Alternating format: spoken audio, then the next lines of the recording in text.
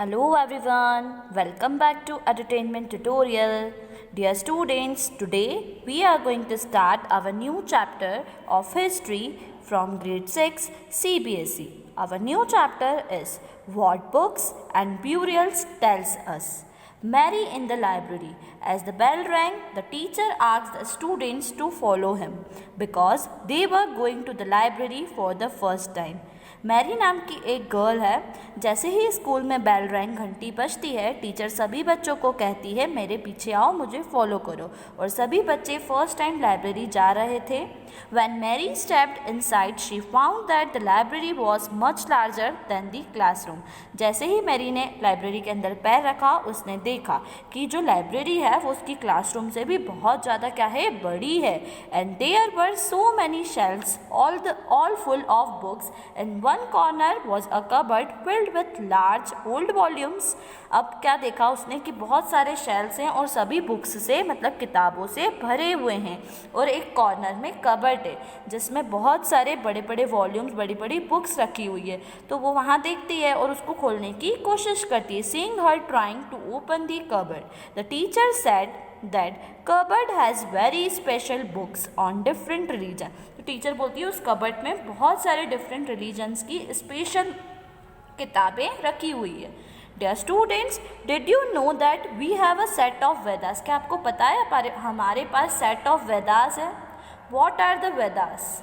Mary wondered. Let us find out. अब Mary को वेदास के बारे में जानने की बहुत ज़्यादा इच्छा हुई. One of the oldest books in the world. You may have read about the Vedas. आपने वेदास के बारे में पढ़ा ही होगा या अब पढ़ेंगे. There are 4 of them. 4 types के वेदास होते हैं. The Rig Veda, Sama Veda, Yajurveda and Atharvaveda. कौन कौन से होते हैं? Rig Veda, Sama Veda, Yajurveda and Atharvaveda. The oldest Veda is the Rig Veda, composed about 3500 years ago. सबसे पुराना जो वेदा है वो ऋग वेद है और ये 3500 साल पुराना है. The Rig Veda includes more than 1000 hymns called सुक्त और well said. अब ऋग वेद जो है उसके अंदर 1000 से भी ज़्यादा हाइम्स है. अब आप बोलोगे हाइम्स मतलब क्या होता है? हाइम्स मतलब मंत्र. 1000 से भी ज़्यादा जिसे हम सुक्ता और वेल सेड कहा जाता है, मतलब अच्छी बातें हैं जो वो हाइम्स में हैं.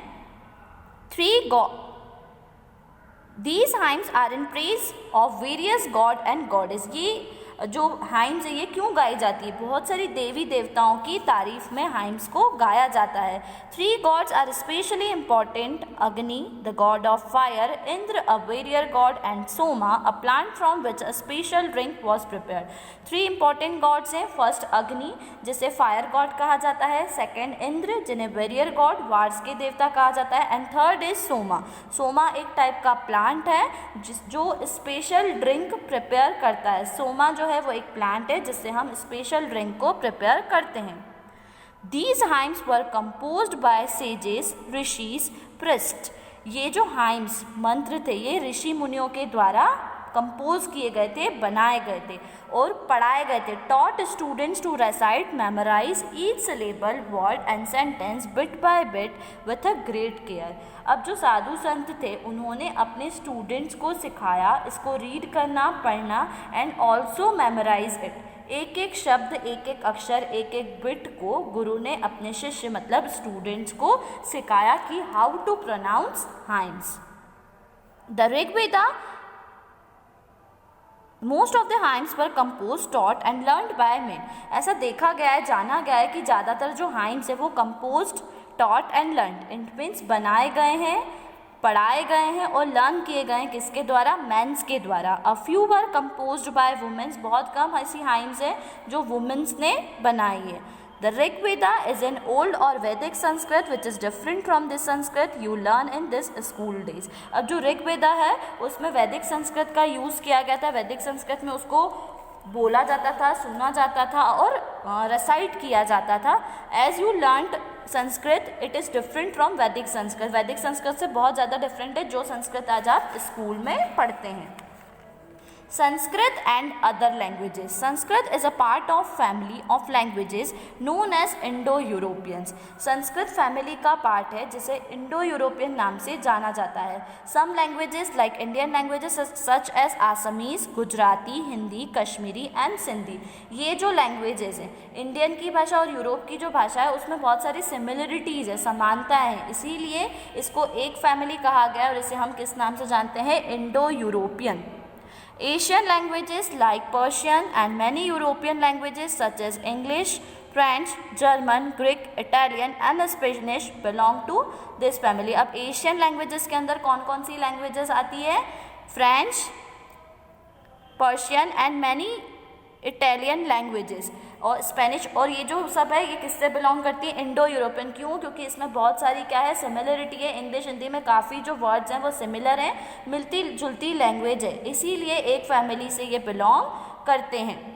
They are called a family because they originally had words in common. इसलिए कहा जाता है क्योंकि स्टार्टिंग से जब इनकी शुरुआत हुई, ओरिजिन हुआ, जब से बहुत सारे वर्ड्स जो हैं वो सिमिलर हैं.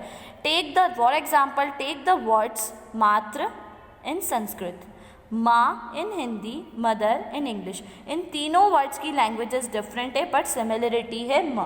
Do you notice any similarities? Other languages used in the subcontinent belong to different families. और इसी भाषा को सब कॉन्टिनेंट में बोला जाता है अदर कॉन्टिनेंट्स में दूसरी फैमिली को जो बिलोंग करती हैं. Like in north east belong to the Tibeto Burman family. North east में जो लैंग्वेज फैमिली बोली जाती है वो कौन सी है? तिब्बतो बर्मन.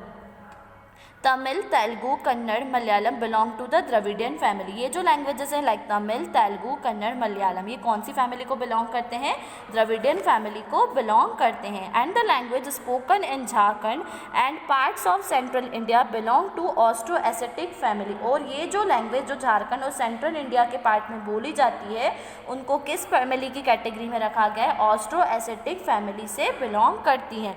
मेनली कौन सी लैंग्वेज बोली जाती है एक बार हम रिकॉल कर लेते हैं. इंडो यूरोपियन, इसमें गुजराती, हिंदी, कश्मीरी बोली जाती है. फिर तिब्बतो बर्मन बोली जाती है, इसमें कौन सी आती है? नॉर्थ ईस्टर्न रीजन में जो लैंग्वेजेस बोली जाती है. फिर आती है द्रविडियन फैमिली, इसमें तेलुगु, तमिल, कन्नड़, मलयालम बोली जाती है. द्रविडियन फैमिली जो है वो पूरे देश की एक स्पेशलिटी है जिसमें तेलुगु कहा जाता है. The books we use are written and printed. The Rigveda was recited and heard rather than read. It was written down several centuries after it was first compose and printed less than 200 years ago. Books जो आज हम पढ़ते हैं वो लिखी हुई होती है, प्रिंटेड फॉर्म में होती है, रिटन फॉर्म में होती है. ये बुक भी आपको दिख रही होगी, एक रिटन फॉर्म में. ऋग्वेदा जो था, जो 3500 साल पहले कंपोज किया गया था, उसका कोई रिटन फॉर्म नहीं था. उसे बोल बोल कर, लिख लिख कर और सुन सुन कर याद किया जाता था, समझा जाता था.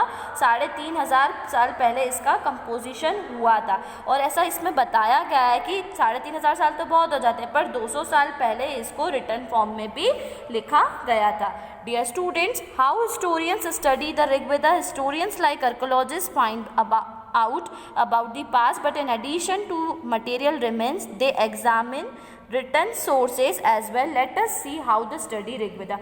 Historians ने किस तरह ऋग्वेदा की पढ़ाई मतलब स्टडी की है ना, ये हम देखेंगे इसमें नेक्स्ट वीडियो लेक्चर में. एंड आर्कियोलॉजिस्ट जो होते हैं जो पुरानी चीज़ों की स्टडी करते हैं. Hope you all well understood it. Thanks for watching.